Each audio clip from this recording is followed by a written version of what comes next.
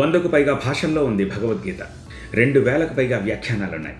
అలాంటప్పుడు దేనిని ప్రామాణికంగా తీసుకోవాలి? ఇన్ఫ్యాక్ట్ గీత వచ్చింది ఎక్కడి నుంచి? మహాభారతం నుంచి. మహాభారతాన్ని రాసింది వేదవ్యాస మహర్షి. సో మూల భారతంలోని భగవద్గీత కంటే ప్రామాణికత ఇంకేముంటుంది? కానీ అది శ్లోకయుక్తంగా ఉంటుంది, దేవనాగరి లిపి సంస్కృతంలో ఉంటుంది, మనకు అర్థం కాదు. కాబట్టి భగవద్గీతను అర్థం చేసుకోవడం కోసం మనం ఏదో ఒక వ్యాఖ్యాన సహిత భగవద్గీతను ఆశ్రయించాల్సింది. మరి అలాంటప్పుడు 2000 వ్యాఖ్యానాలు ఉన్నాయంటున్నారే, దేనిని తీసుకోవాలి? దానికి కృష్ణుడు సమాధానం చెప్తాడు, ఏవం పరంపరా ప్రాప్తం అని. అంటే ఈ నాలెడ్జ్ పరంపరలో వచ్చినదై ఉండాలి అంటాడు అర్జునుడితోటి. కృష్ణుడి బ్రహ్మకి, బ్రహ్మ నారదుడికి, నారదుడి వ్యాసుడికి, వ్యాసుడి నుంచి శిష్యులకి. ఆ పరంపరలో వచ్చిందే గౌడీయ సాంప్రదాయం, దాని నుంచి వచ్చిందే అంతర్జాతీయ కృష్ణ చైతన్య సంఘం. శ్లోకం ఎంతమంది రాసినా యాజ్ ఇట్ ఈస్గా ఉంటుంది. శ్లోకంలో పదాలకి అర్థం ఆల్మోస్ట్ ఒకేలా ఉంటుంది. తర్వాత తాత్పర్యం కాస్త అటు ఇటుగా భిన్నంగా చెప్పాలని ప్రయత్నించినా భావం ఒకేలా ఉంటుంది. సమస్య ఎక్కడొస్తుందంటే భాష్యంలో ఉంటుంది. కృష్ణుడు ఏ ఇంటెన్షన్తో చెప్పాడో ఆ ఇంటెన్షన్ పరంపరలో మాత్రమే క్యారీ అవుతుంది. అలా వచ్చిన గురువు రాసిన భగవద్గీతను మాత్రమే మనం ఆశ్రయించాలి.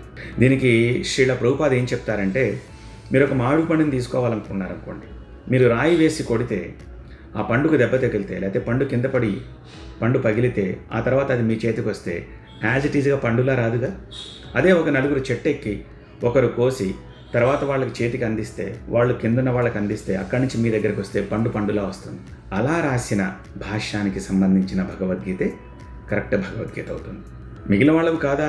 కావచ్చు. కృష్ణుడు ఏ మూడ్తో చెప్పాడో అది మాత్రమే రాయగలిగిన వాళ్ళు పరంపరలో ఉండే గురువులు మాత్రమే, కాబట్టి వాటిని ఆశ్రయించాలి. ఇప్పుడు గోరఖ్పూర్లో గీతా ప్రెస్ వాళ్ళు ఉంటారు. ఎన్నో సంవత్సరాలుగా కొన్ని లక్షల ప్రతులు వేయించారు. మరి అది కరెక్టే కాదా? కరెక్టే. కానీ ఇక్కడ ప్రామాణికత ఏంటంటే, భగవద్గీత భక్తుల్ని తయారు చేయాలి. ఇస్కాన్ అంటే ఏసీ భక్తి వేదాంత స్వామి శ్రీల ప్రభుపాద రాసిన భగవద్గీత వివిధ దేశాల్లో, వివిధ ఖండాల్లో, వివిధ భాషల్లోకి తర్జుమా అయ్యి అక్కడి వాళ్ళకి కృష్ణుడు అంటే ఎవరో తెలియని వాళ్ళని సైతం భక్తులుగా మార్చిన భగవద్గీత. కాబట్టి అదే మనకి ప్రామాణికం అవ్వాలి.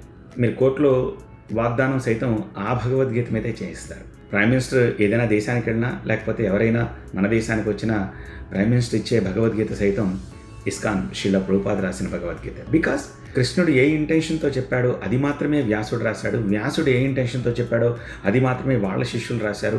ఆ పరంపరలో వచ్చిన గౌడీయ సాంప్రదాయంలో శ్రీల ప్రభుపాద గురువు ఏం చెప్పారో అదే శ్రీల ప్రభుపాద రాశారు. సో అందుకని ఇస్కాన్ భగవద్గీతని మనం ప్రామాణికంగా ఎంచుకోవచ్చు. ఇన్ఫర్మేషన్ నచ్చినట్టయితే లైక్ చేసి కమెంట్ రాస్తూ షేర్ చేయండి.